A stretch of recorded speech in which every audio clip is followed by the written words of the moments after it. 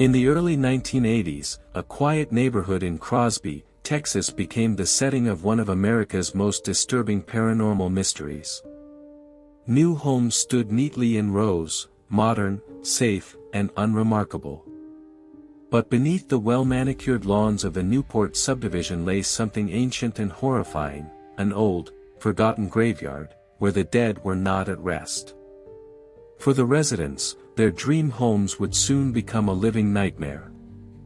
Sam and Judith Haney were among the first to move in.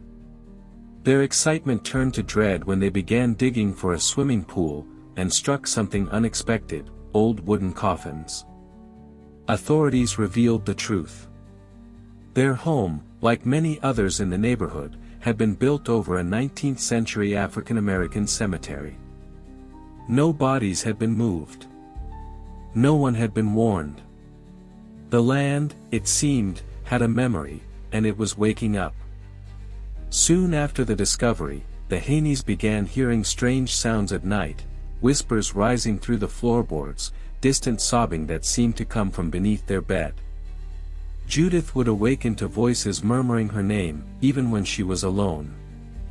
The air inside the house grew cold, heavy, and unnatural. Whatever lay buried beneath their feet wasn't resting in peace, and now it wanted them to know it. Objects began to move on their own. Judith would return to find lights on sheet turned off, chairs pulled away from the table, and faucets running by themselves. The Haneys' grandchildren cried about a dark lady who watched them from the hallway. At night, cold winds would sweep through closed windows. It was as if the house was occupied by something else. Something that didn't want to be forgotten. Haunted and desperate for answers, the Haneys began researching the land's history. They discovered that over 60 bodies had once been buried beneath their neighborhood, many unmarked, many forgotten. Against warnings, Sam Haney decided to dig again, hoping to find proof. What he uncovered was chilling: remains of grave markers and rusted coffin nails. But disturbing the dead came with consequences, ones far worse than they could have imagined. Shortly after Sam's second dig, strange marks began to appear on Judith's skin, red, finger-like streaks across her back and legs. The house grew darker, heavier. Judith felt watched constantly, and doors slammed on their own. Then, one night, she awoke to find muddy footprints trailing through the hallway, leading from the backyard, straight to their bedroom. But no one was there, no one living. The curse wasn't confined to the Haneys.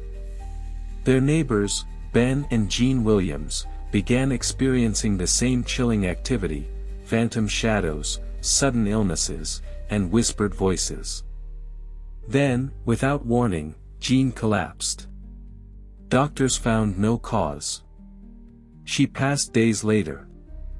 The Williams believed her death was no accident, but punishment for uncovering the truth buried beneath their yard.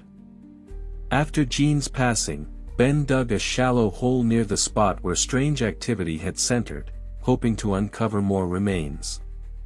As his shovel struck something hard, an unearthly wail pierced the air. Ben fell back in horror. No one else was around. No animals. No people. Only the land, screaming in pain. From that moment on, the Williams home was never quiet again.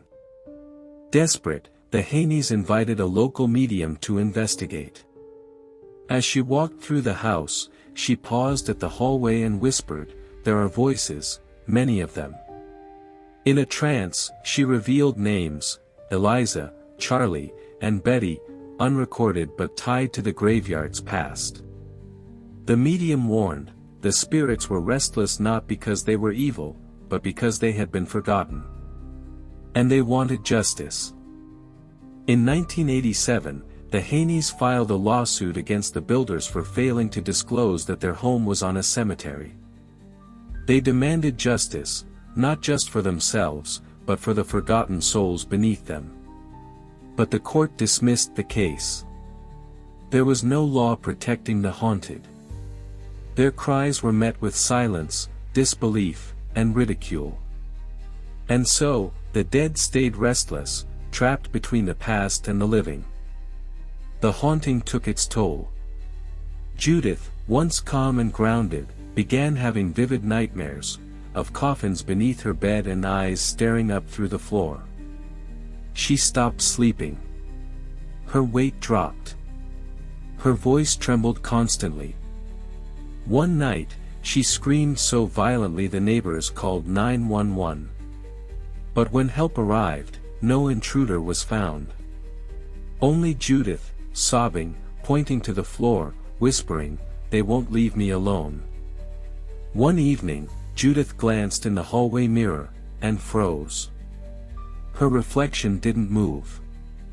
Its eyes blinked out of sync, its mouth opened without sound. Then the shadow behind her moved, but no one was there. From that night on, mirrors in the house were covered. The Haneys feared what stared back wasn't their reflection, but something waiting, watching, from the other side.